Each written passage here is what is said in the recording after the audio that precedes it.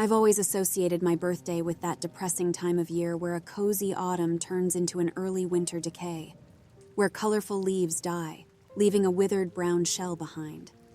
Still, people are expected to celebrate their birthdays. It's strange if one doesn't. I don't. My fiancé recently asked me why I never celebrate my birthday, and it's a hard one to explain. When you've been through something traumatic, everything sort of brings you back to that moment, one way or the other. And while I'd love to tell her about it, I don't think I can without sounding like a maniac. I thought I'd start by just telling my story anonymously, and sort of go from there. It was the year I turned 13. Since You Been Gone was blasting on the radio every hour of the day, my friends and I were quoting How I Met Your Mother religiously. It was a good time to be a kid. Since my birthday was in the middle of the school week, my big birthday plans were postponed until the upcoming weekend. Still, I couldn't complain. Birthday cake on a Tuesday didn't sound all that bad. I got home, had a small celebration with my parents, and opened a few presents. 2 new games for my PlayStation 2 score. I finished up my homework and browsed the net for a few hours ahead of my scheduled bedtime when there was a knock at the door. We rarely had visitors, so to have someone knocking at our door at 10 p.m. was unusual, to say the least. My parents had already opened the door by the time I was halfway down the stairs. There was a man in a fancy jacket with a clipboard standing outside, along with 2 armed guards. I sort of fell into the middle of the conversation.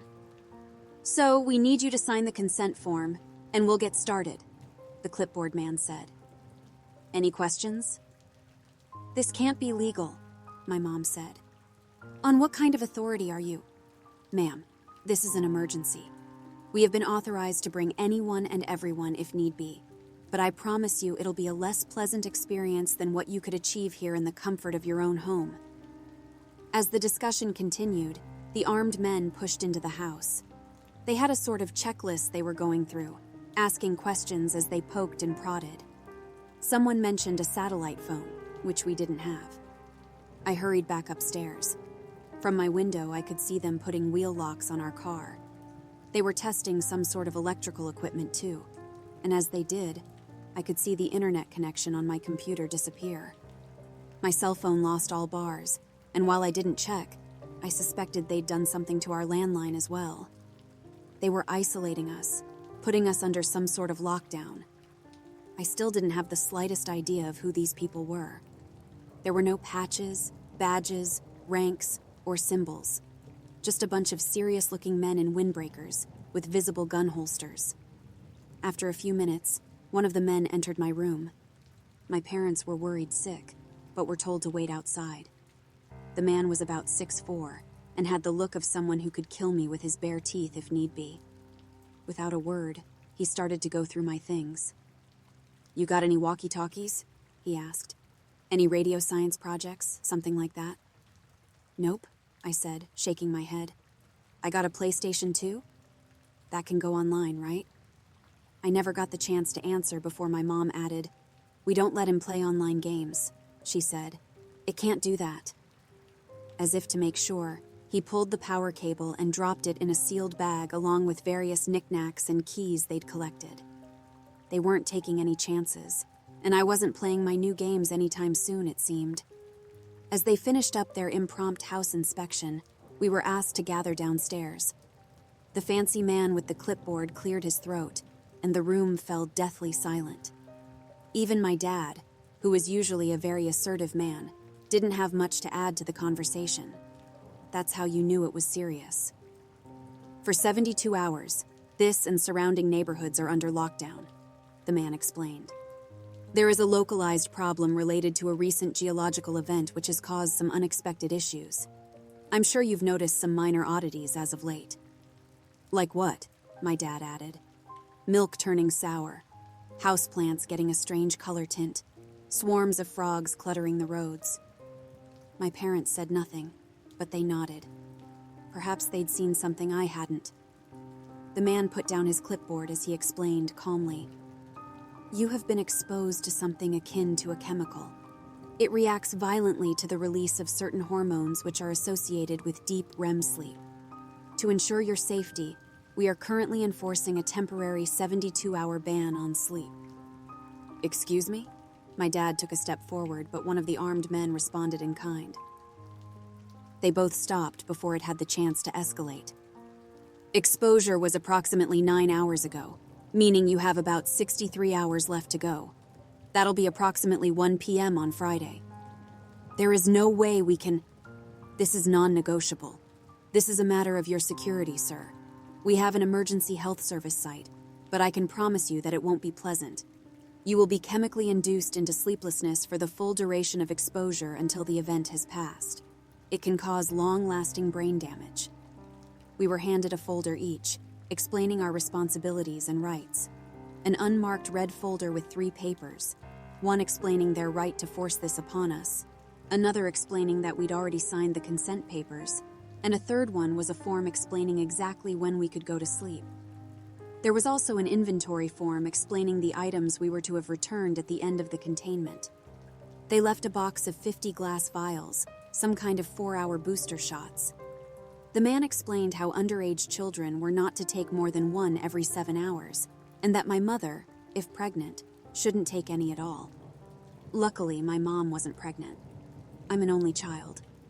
We were also given fiber bars with some kind of hormone supplement. Unmarked and unbranded, but warm.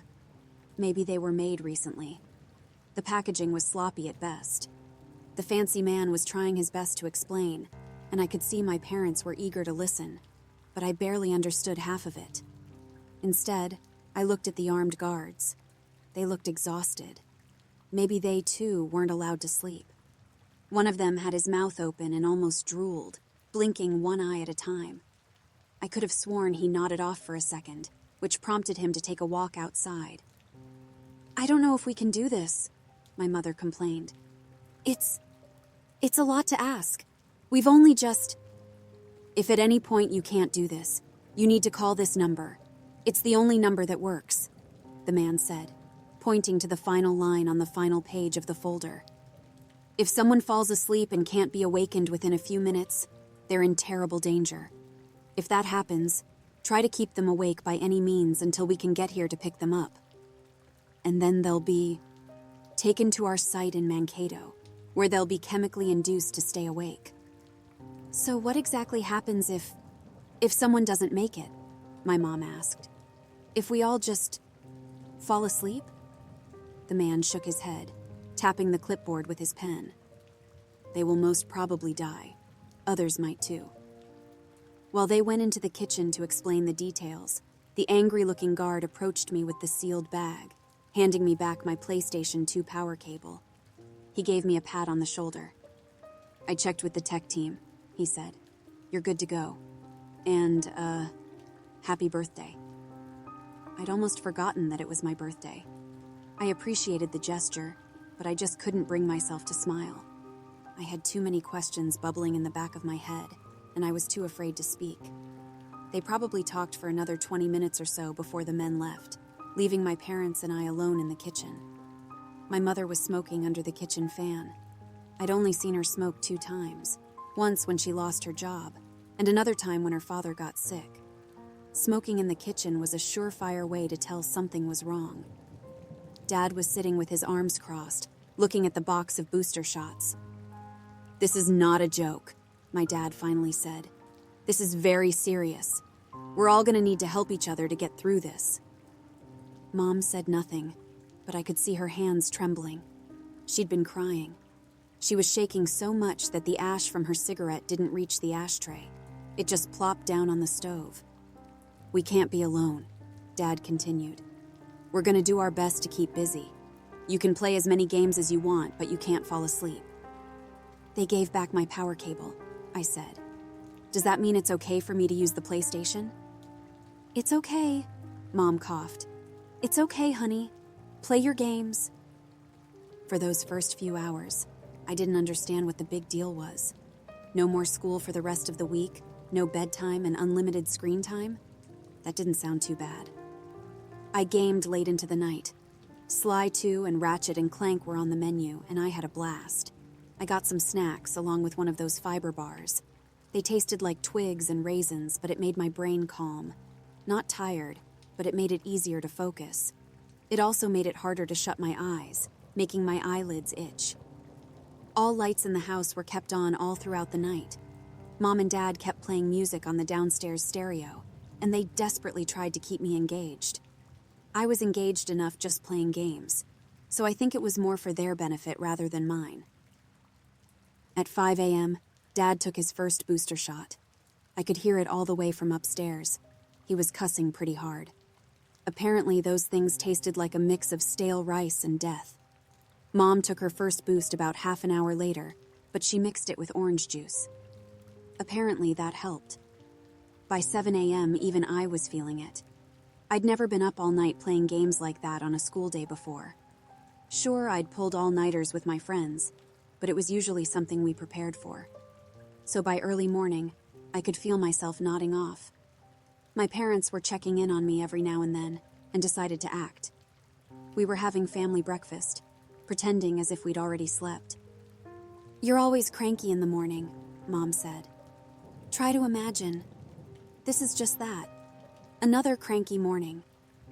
I knew for a fact that they'd slipped one of the boosters into my cereal. I saw 3 empty vials on the counter, and I knew none of them had taken a second one yet. Still, I had little choice but to try. We weren't even halfway through the containment yet. As we finished our breakfast, we could hear commotion outside. I was upstairs brushing my teeth, watching through the hallway window. It was our neighbors. Larry Peterson, the 55-year-old man who worked the fishing supplies at the local mini-mall, crawled out his front door. He was throwing up something black and blue onto the pavement. I'd never seen this man do anything more physically straining than trying to start a lawnmower, and now he was crawling on all fours like his life depended on it. I could hear his wife calling out from inside. She was screaming at him, but I couldn't hear what. Larry got up and almost leapt into the back of his pickup truck in a show of athleticism I'd never seen from him before. It wasn't until his wife got out of the house that I could hear what she was saying. "Larry!" she cried. "Larry, wake up!" I saw Larry Peterson grab a wrench, get out of the truck, and grab his wife by the hair. Suddenly, a hand covered my eyes as my father dragged me away from the window. I could hear a scream turn into a gargle, followed by a hearty laugh, one I'd heard 1,000 times before. The same kind of laugh Larry Peterson would chuckle up whenever my dad tried to pull off a bad pun.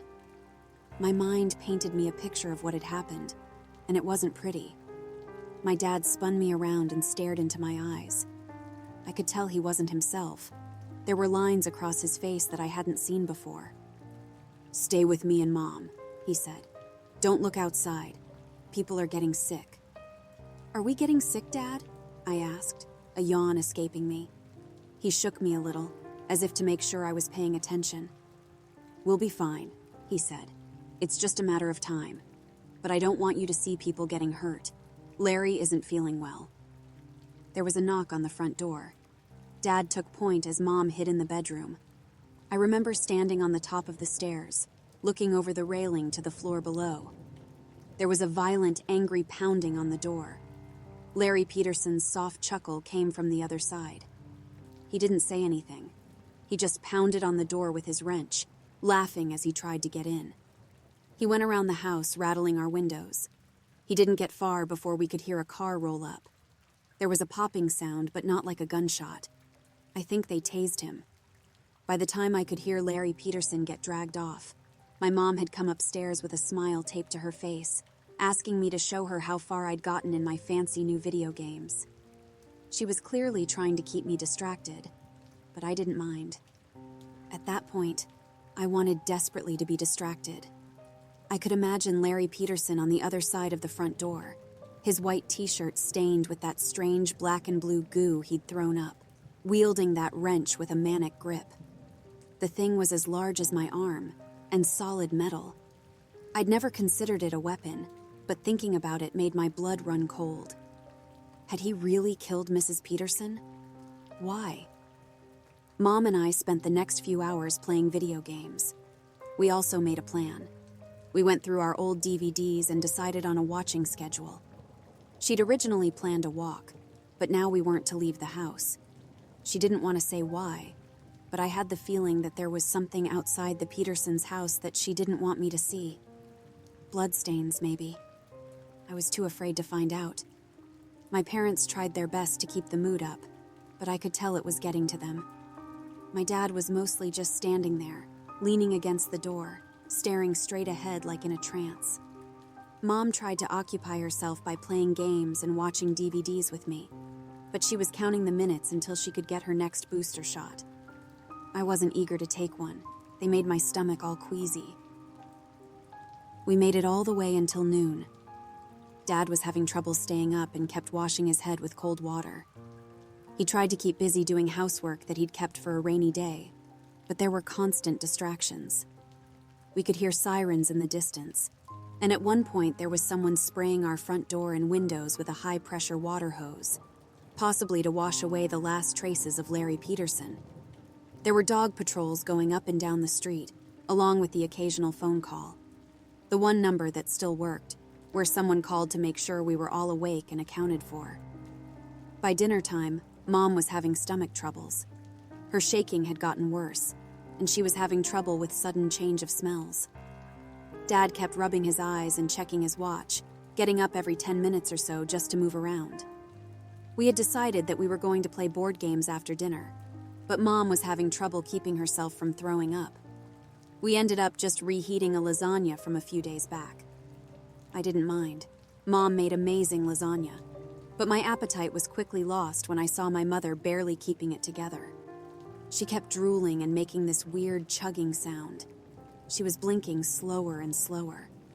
Dad tried to get her to eat one of the fiber bars, but she just ran out of the kitchen, locking herself in the bathroom. It was touch and go for a while. I could feel my heart racing as Dad tried to convince her to unlock the door, but she just couldn't do it. After a while, she stopped responding. Dad had to break the handle with a hammer, but it was too late. She was already sleeping. I could hear it through the door. As the door burst open, Mom had only been asleep for a couple of seconds, a minute at most. But she was sitting on the toilet, her head leaning back, and something was coming out of her mouth. Black and blue fingertips, poking out over the edge of her lips. Her throat undulated. The moment Dad grabbed her, she tipped her head forward, coughing. Dad washed her face in the sink, while yelling at me to wait in the other room. For a few minutes, I was just sitting there, ready to run or hide. It might have been too late, I figured. She could have already been affected, like Larry Peterson. I could hear them arguing in the other room, and as their voices went from angry to desperate to sad, I didn't know what to do. When they finally returned, they sat me down to explain that we were going to be fine, that we were almost halfway through, and that we were in the home stretch. They were so kind, warm, and careful in the way they explained it, but my mind was 1,000 miles away. I had trouble focusing, and all I could think about was that strange noise I kept hearing in the background. Something outside. Dad was halfway through explaining how we weren't going to lock our bathroom doors anymore when something in me screamed at me to react. It was just a slight click, but it was clear as day. Maybe it was those booster shots, but I kept hyper-focusing on little details rather than big-picture stuff, like an actual conversation taking place in front of me. I closed my eyes, and no less than a second later, there was a loud bang. Someone was shooting at us. It was only a couple of shots, but we dropped to the ground. One shot got lodged in the front door, while the other cracked the kitchen window. There were loud voices outside, laughing hysterically. They were talking, but barely making any sense. One of them sounded like she was trying to talk with food in her mouth. Mom and Dad kept quiet as 2 more shots popped off, one of them hitting the kitchen light. With an electric spark, it gave out, blacking out most of the kitchen. I could hear someone running and laughing as they continued down the street. In the distance, there was more gunfire, maybe someone responding in kind. "We can't stay here," Mom whispered. "We gotta call them." "You want to go to where they put Larry?" Dad answered. "To be in a whole hospital full of these people?" "They're shooting at us. We can't just..." Mom quieted down and looked at me. She and Dad excused themselves to talk in private while I was asked to move upstairs. I was to stay away from windows and I couldn't sit or lie down. They'd be up to check on me in a bit. But of course, I was too curious. While still hearing them argue downstairs, I checked an upstairs window. I could see pretty far down the street, and in the distance, I could make out a car stalling on the side of the road. The headlights were still on, but it was surrounded by at least 6 people. 2 of them were dressed like the armed guards we'd seen earlier. It took me a while to realize there was an old man sitting in that car. I'd seen him around a couple of times, but I didn't know his name. The surrounding people were trying to crack the car windows with various weapons: tire irons, bricks, hammers, lead pipes, whatever they could get their hands on. It didn't take them long to break through. They reached in to pull the man out.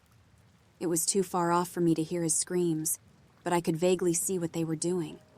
They held him down and covered his face with their hands, his eyes, his mouth, his ears, leaving only his nose to breathe through.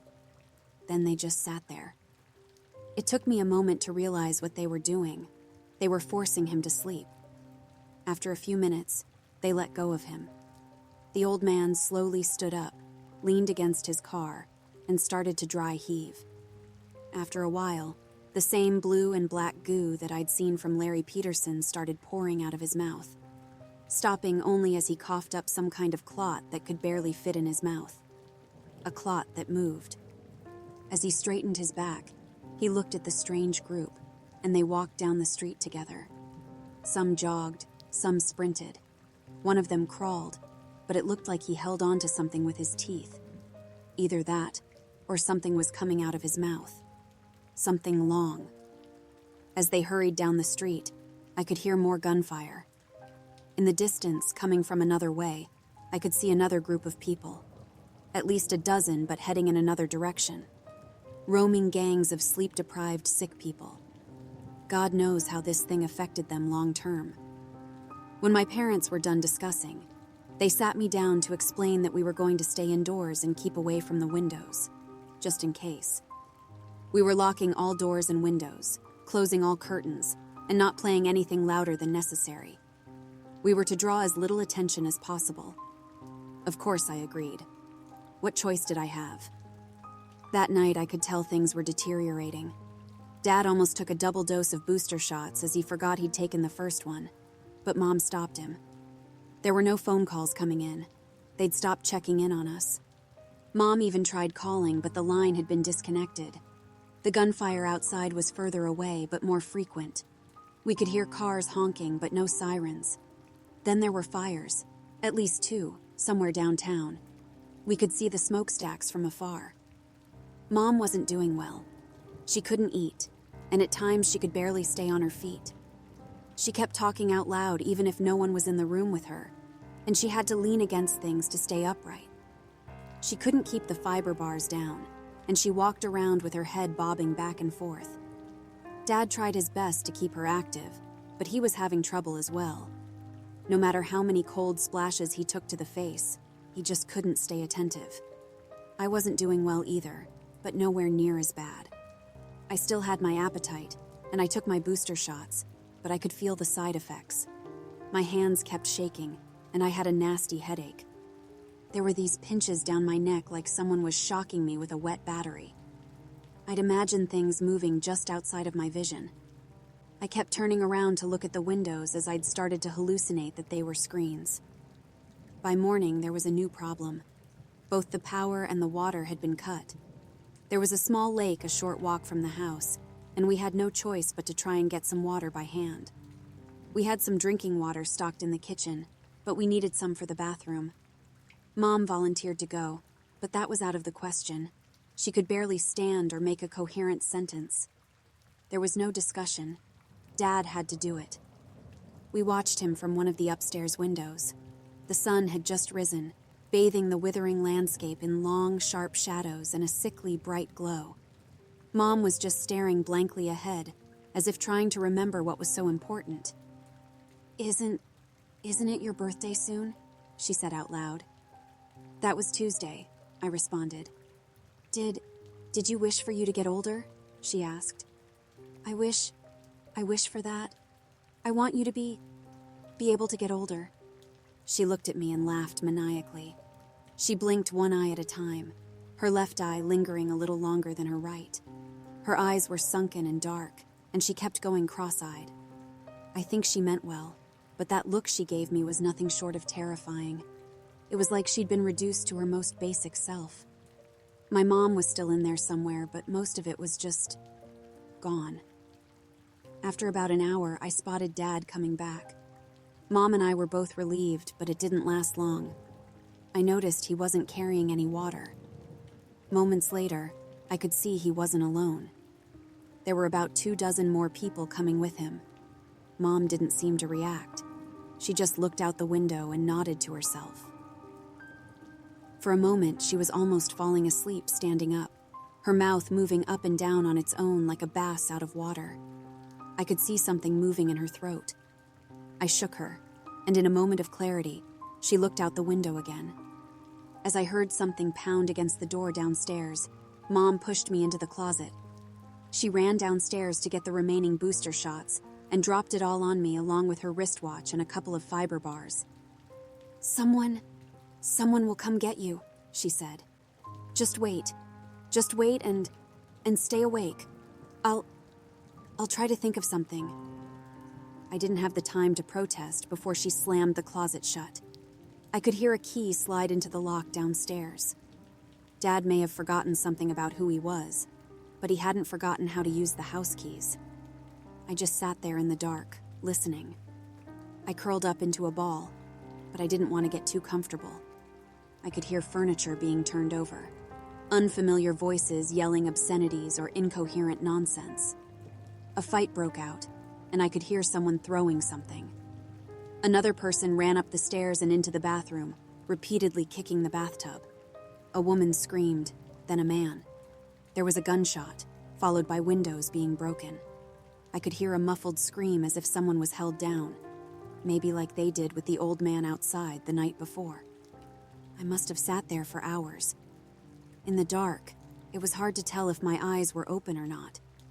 I couldn't tell if I was really hearing something outside, or if I was just imagining it. I could hear voices and whispers, but they didn't seem to make sense. Sometimes I imagined them standing just outside my door, asking me for the cheat codes for the games I'd played. All I had to keep my waning sanity company was my mom's wristwatch, and I could barely make it out. Time passed so strangely. I could be wrapped in a thought for what felt like hours, but only minutes passed. Then I'd catch myself staring straight ahead, and 2 hours could disappear. I kept repeating the next scheduled hour for the booster shot like a mantra. But things were getting stranger. The clock would go backwards. I'd imagine someone sitting across from me, a pair of white eyes staring back at me from the dark. There were little voices telling me to go to sleep, and I found myself nodding off. I could feel something moving in me, like a hand trying to fit into a glove. I finally gave up and got out of the closet. I could barely stand as I dragged the booster shots and fiber bars along in a plastic bag. I didn't care if there was anyone downstairs. I needed to see something. I needed light, or some kind of stimuli. The whole house was trashed. Every piece of furniture broken. Every light smashed. There was blood spatter on the walls, and the front door was hanging on a single hinge. Every window was smashed, and our picture frames had been thrown across the room like ninja stars. But the strangest thing was an acrid smell coming from the kitchen. At first, I didn't understand what it was. It looked like a person, but there was the wrong number of limbs. After a few seconds of adjustment and trying to force myself to clarity, I realized it was a dead body. A young man with a knife sticking out of his chest, splayed out on the kitchen floor. His jaw was extended and broken on one side.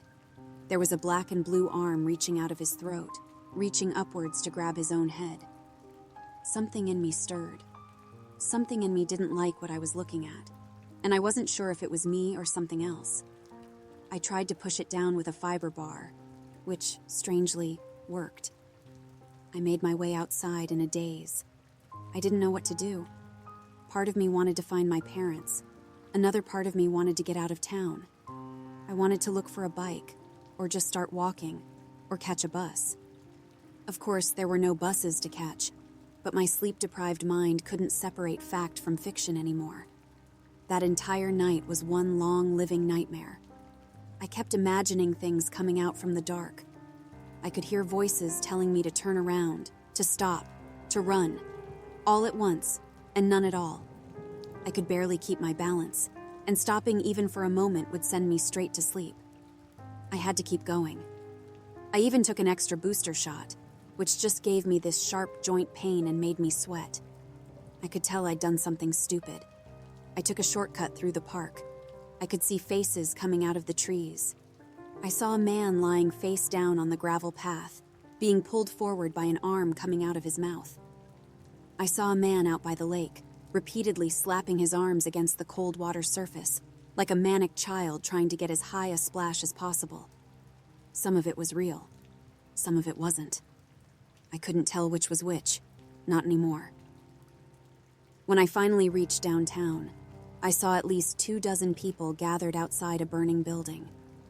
All of them with black and blue arms reaching out of their mouths, stretching towards the flames, as if slowly wafting air towards them.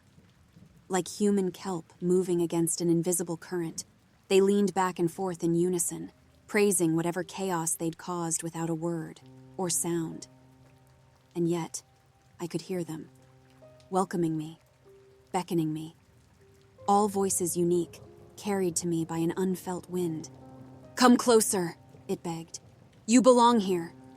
I turned away and the voices grew louder, desperate, screeching, demanding my attention, my devotion. Some of them coming from outside, some of them coming from the rumble of my stomach. "It's already here," it laughed. "It'll never go away. It'll never sleep. It'll never stop." Hands reached for me. A face in every window. Voices reaching from beneath the concrete. Gunfire. Broken windows. Glass cracking under my rubber boots as I shuffled past burnt-out cars. It was dark, then bright, then dark again. And at some point, I succumbed. I felt concrete against my cheek, but I couldn't bring myself to get up. My legs wouldn't move. My eyes wouldn't open. "Yes!" the voices laughed. Come to us. Come burn with us." And then, darkness. I don't know how long I was out. Hours, maybe half a day. I woke up to see a man running towards me, asking me if I was okay. A car had pulled over, bathing me in a warm light. By the side of the road, a colony of frogs looked at me. In the distance, my eyes landed on a discolored sunflower. It had turned blue. Strange how you don't notice the most obvious changes until they stare at you in the face. Turns out, exposure had happened at least 6 hours earlier than the man with the clipboard had predicted, and I'd been awake long enough for most of the effect to pass through my system. I was found unconscious by the side of the highway, about 9 miles from my house. While I did have an uncomfortable dreamless sleep, the effects it had on me were nowhere near as bad as what had happened to most of the neighborhood. I'm sure you've heard of it. Riots, they called it. Just another mess-up in a low-income area. I don't even think it reached national news. Some of the people who succumbed to it early got permanent brain damage. Larry Peterson was never the same, but it was hard to tell if it was because of the emotional trauma or the sleep thing. Either way, he had to have a nurse come look after him a few times a week for the rest of his life. Mom and Dad weren't completely unharmed either. Mom developed some kind of narcolepsy after that night, spontaneously nodding off at the most inopportune times. Dad lost his sense of taste and smell. To this day, they're having a hard time explaining what exactly they experienced.